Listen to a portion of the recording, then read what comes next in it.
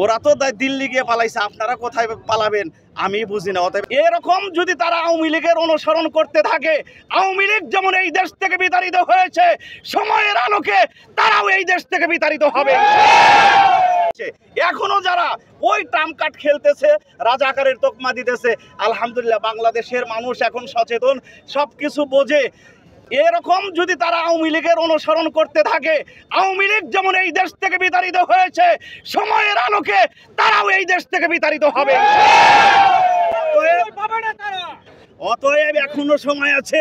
আমি বলবো ওই সকল ভাইদেরকে এখনো এই সকল ট্রাম্প কার্ড খেলা বন্ধ করেন। আপনারা প্রায় 5 আগস্টের পর থেকে যেভাবে চাঁদাবাজি, লুণ্ঠন, বিভিন্ন জায়গায় মারামারি, মানুষ খুন, ওই যে এমন একটা মানুষ বলে ওই বিএনপির অনেক গুণ, 10 মাসে 200-এর অধিক খুন, এ ধরনের কথা আছে না ভাই? বিএনপির অনেক গুণ, পাথর মেরে মানুষ খুন, এই ধরনের কথা বলা হচ্ছে। মানুষ কিন্তু আপনাদেরকে অচিরেই ডাস্টবিনে নিক্ষেপ করেছে।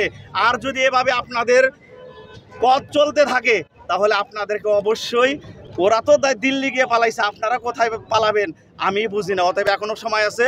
এই দেশের মানুষ, আমরা এই দেশেই ছিলাম, একসাথে আমরা আন্দোলন করেছি ফ্যাসিস্টের বিরুদ্ধে। অতএব আসুন, কোনো কথার কারণে যেন আমাদের ভিতরে ঐক্যের ফাটল সৃষ্টি না হয়, এদিকে আমরা লক্ষ্য রেখে আমরা আগামীতে ন্যায় ইনসাফ ভিত্তিক ইসলামী কল্যাণকর রাষ্ট্র প্রতিষ্ঠায় এগিয়ে যাব ইনশাল্লাহ। বাংলাদেশ জামাত ইসলামী জিন্দাবাদ, বাংলাদেশ জিন্দাবাদ। আপনার নামটা বলুন। আমার নাম হাফেজ মাওলানা আবুল কালাম আজাদ সিরাজি। আমি বাংলাদেশ জামাত ইসলামী ওয়ারিস জোনের উলামা বিভাগের সভাপতি। Thank you. জি, আসসালামু আলাইকুম।